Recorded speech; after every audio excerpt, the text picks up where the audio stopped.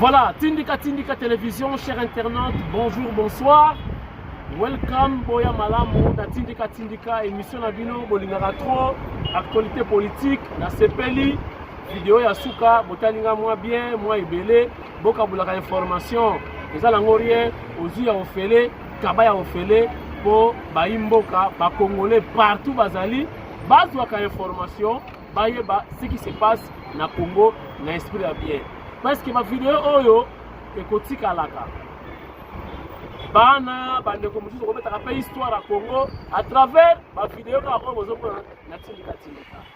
Merci à trop chers internautes to bandi émission na biso à la une to le bela masono tali ya Ilukamba Akimi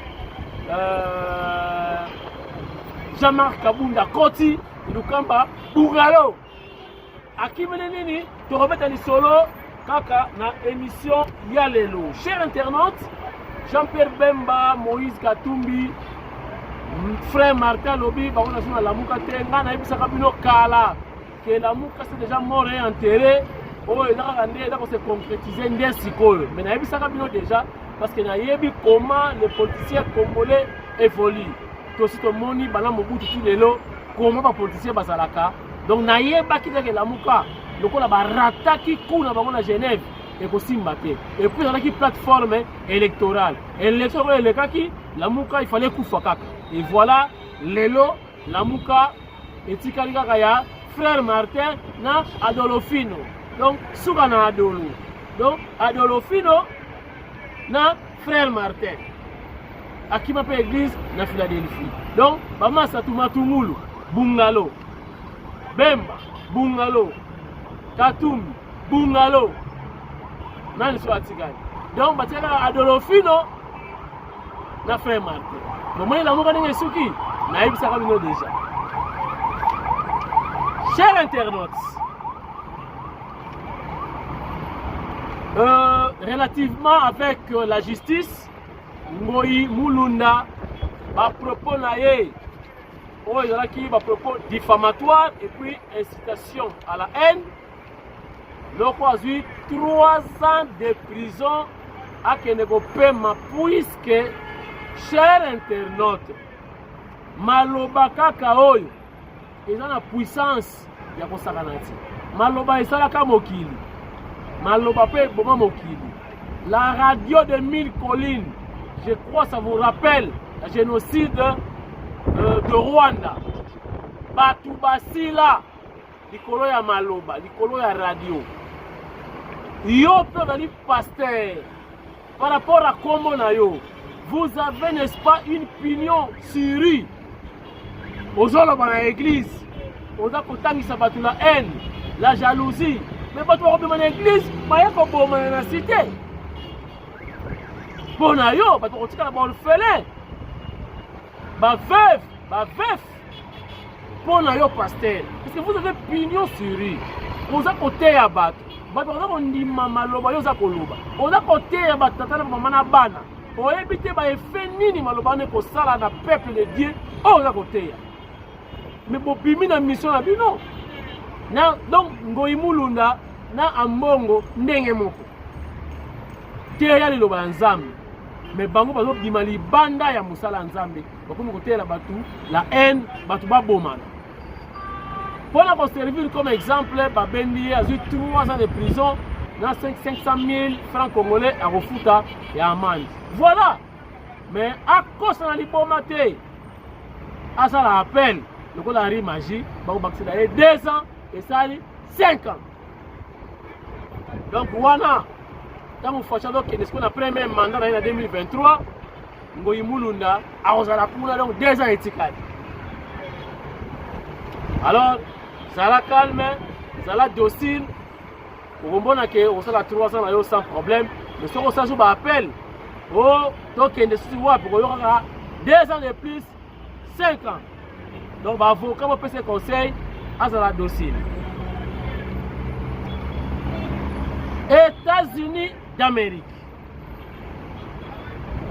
Oh, bah, tu vas bidena, tolali, on va le batu, na batu wana ya kala, na rambwa Chine, farafara, na dada, babeta kabakati, boy na boy, facha baby.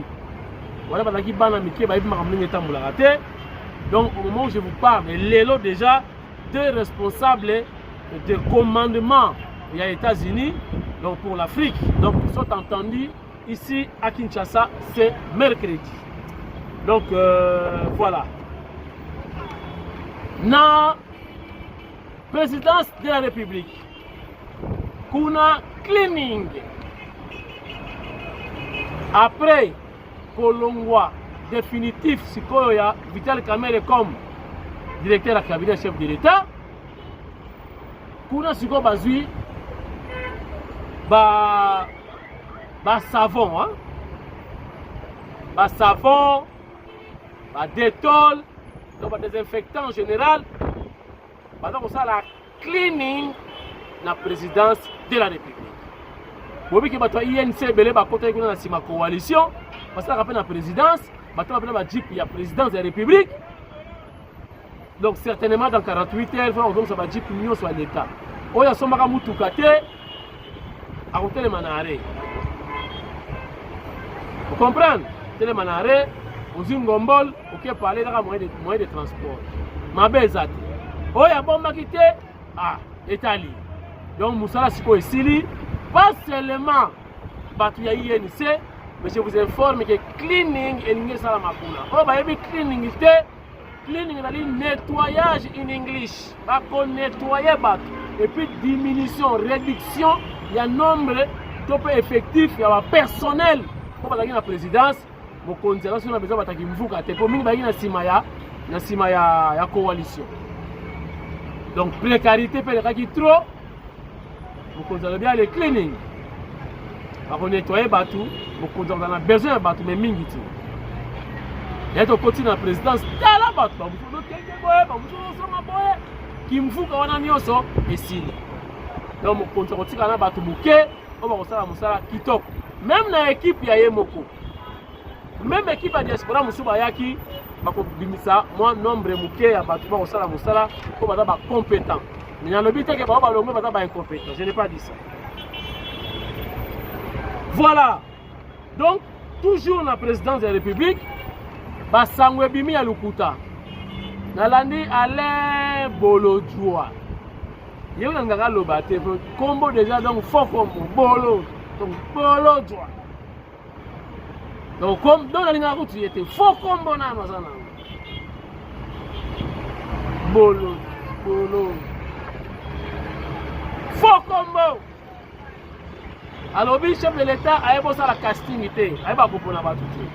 Eh, avec un casting, donc on a défilé de mode. Donc, Botam, vous l'avez fait au Talabino. Allez, bon les gars. Ou bien casting, il y a film, il y a théâtre. Ou bien série. Non. Mais mon continue à Chabango. À sélectionner qui va voir, et qui va voir déjà à Chabango. Balobi a remplacé Kamerhe à la INC. Guylaine Yembo, c'est faux et archi faux.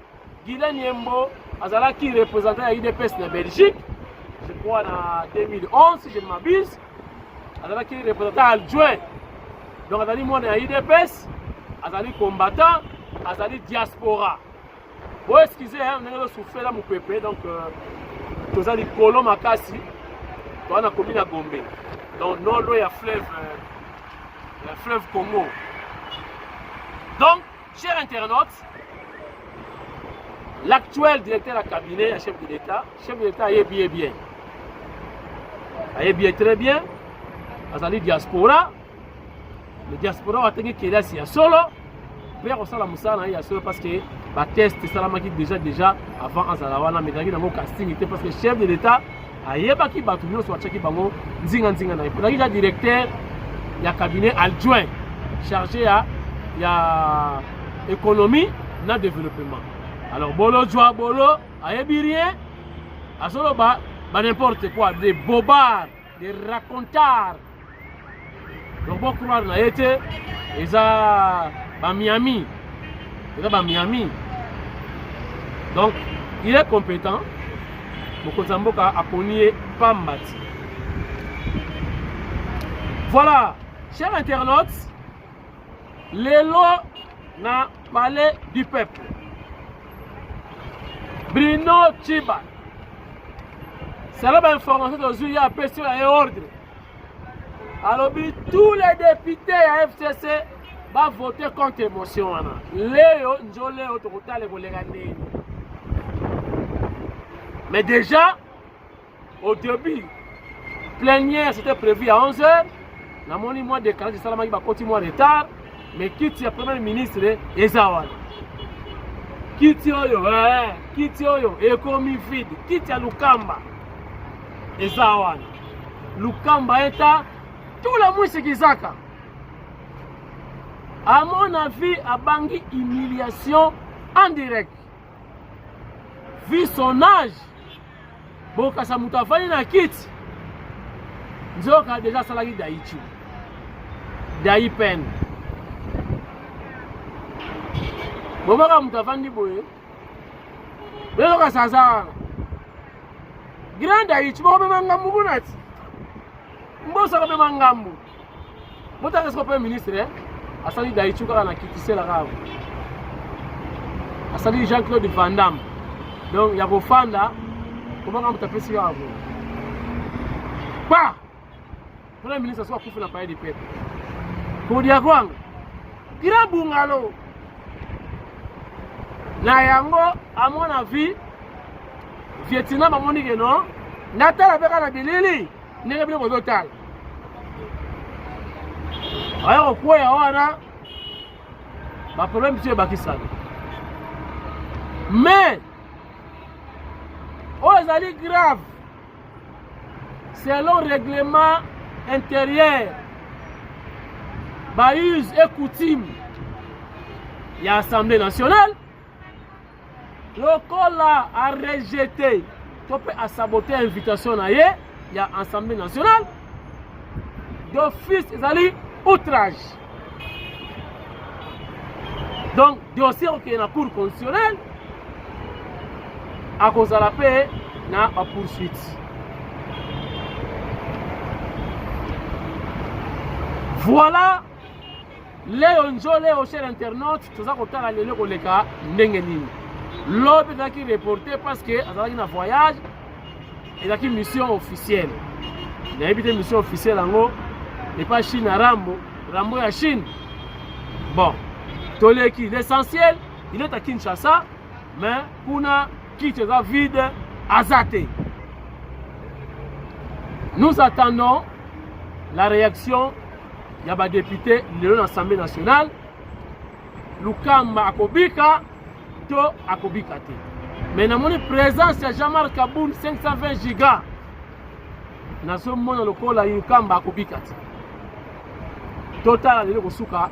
Ndenganini, peut-être on sera commentaire. Au prochain numéro, demain matin, comme d'habitude, total par rapport au Calero. Voilà, chers internautes. Merci Nabino sur l'émission. Total, la mission Nabino dans le commentaire.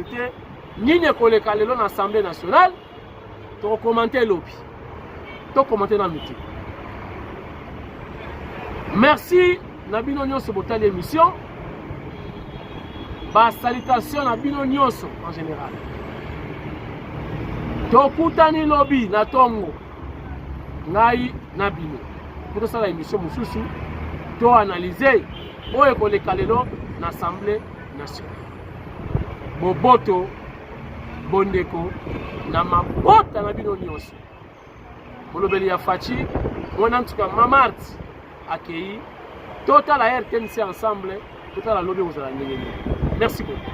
Bana Kongo tosima na maboko, Kongo elonga RDC. Bana Kongo tosima na maboko, Kongo elonga. Kongo lenyo someta la me, Kongo elonga RDC. Bana Kongo tosima na maboko, Kongo elonga. Majorité opposition tosima na Kongo elonga RDC. Bana Kongo tosima na maboko, RDC.